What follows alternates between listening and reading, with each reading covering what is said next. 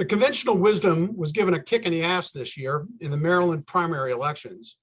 Peter Franchot, who had won 2 statewide elections for comptroller, finished third in the Democratic primary race for governor to political neophyte and former CEO of the Robin Hood Foundation, Wes Moore.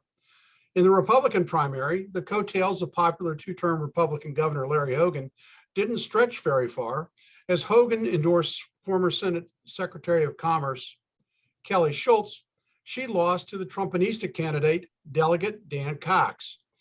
Nancy, it may be too soon to identify trends emanating from these results, but it seems that the electorate on both sides is dissatisfied with the status quo.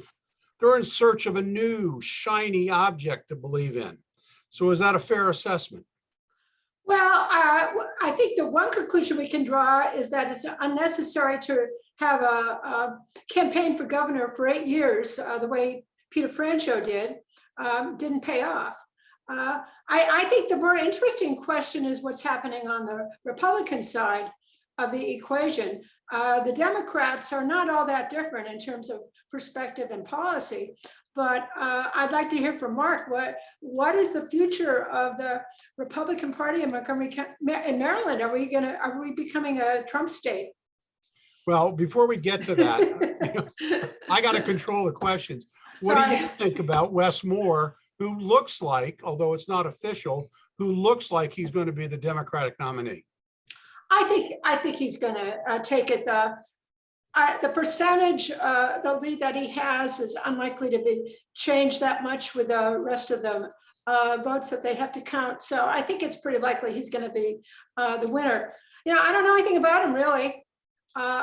He was not my pick, but I know many people who are very enthusiastic about him.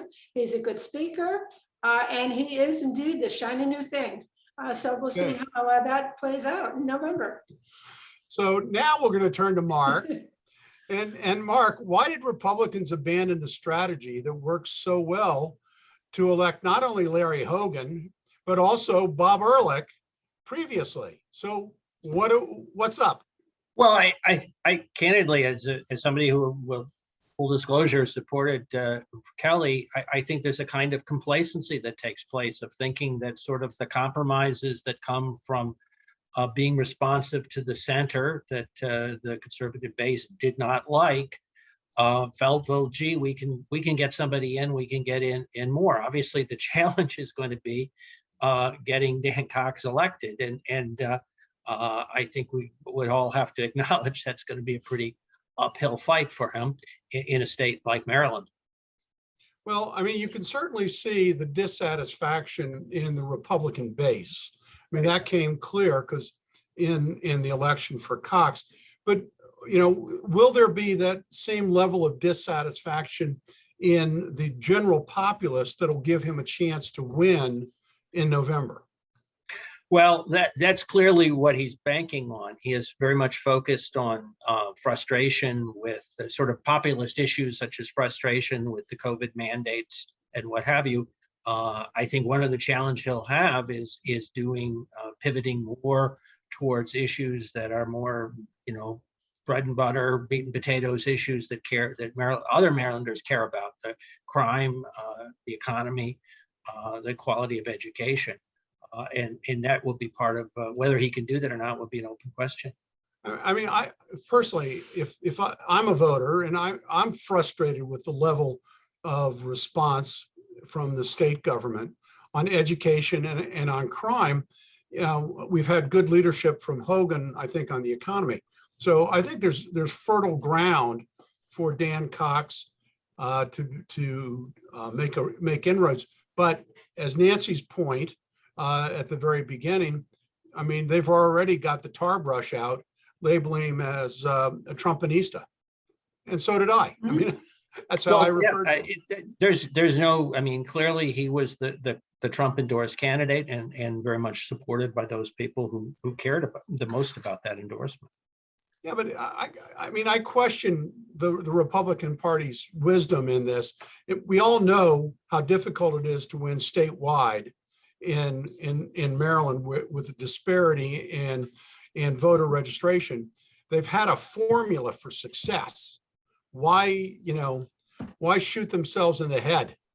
I don't get it. I don't think that this was not a decision that was made in a smoke-filled room. This was a decision that was made by hundreds of thousands of voters well, not in the ballot box. There are a variety of ways to vote these days, but in the privacy of their own ballot. And as I said, I think it reflected a certain complacency that thinks that a disruptive candidate, a little like the Trump in 2016, can fare better than is expected in a state like Maryland. Well, I'm going to, the last final question about the Republican nominee.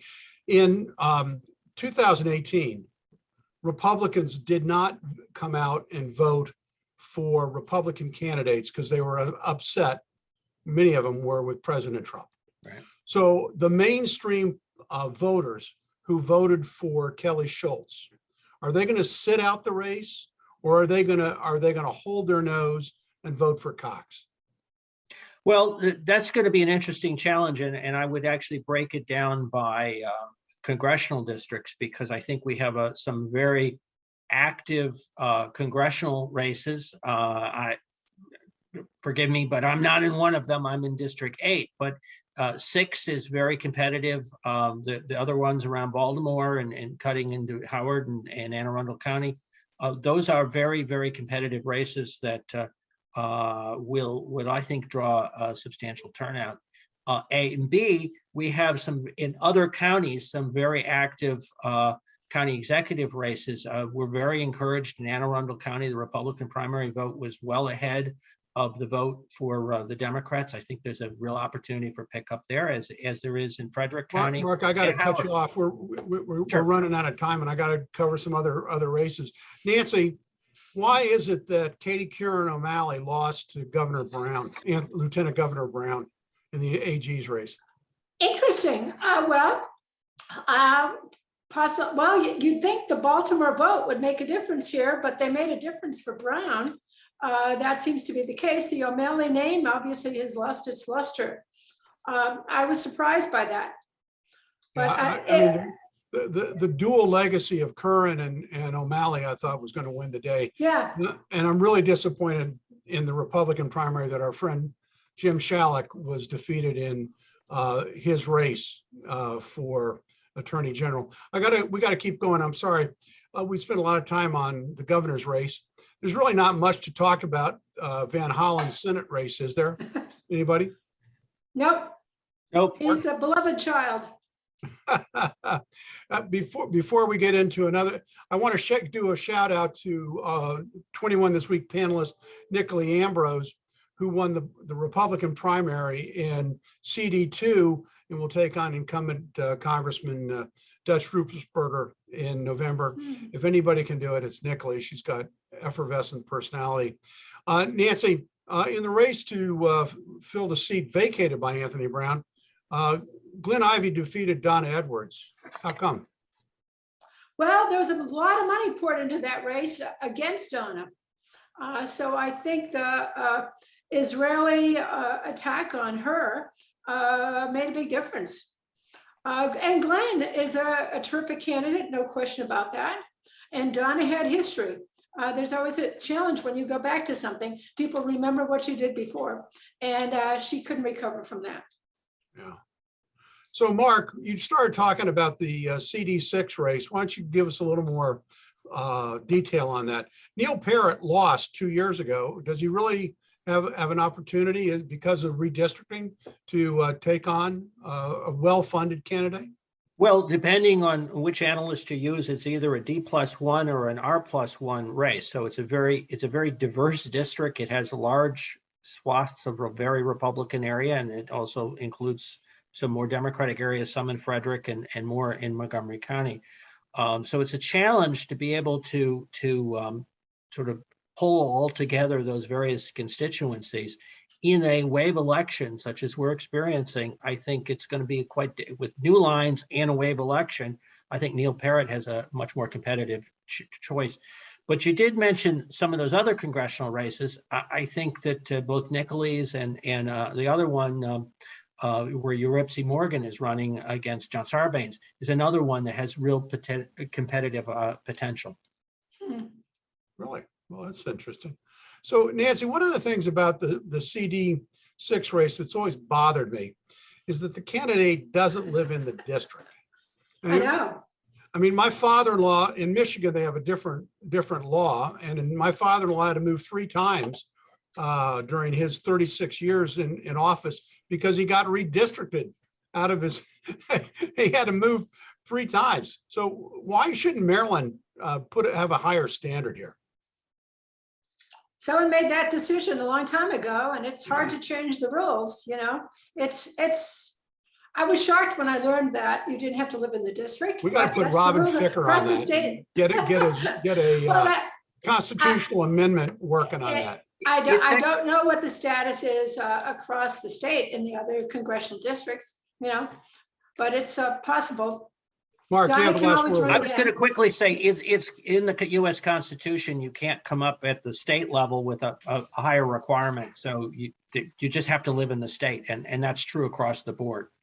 Obviously, in Michigan, your father-in-law chose to live in his district, but he didn't. No, he was scared to death if he didn't live in the district that he would, lose a lot of voters. All right, when we come back from this short break, we're going to focus on the county council races. Stay tuned.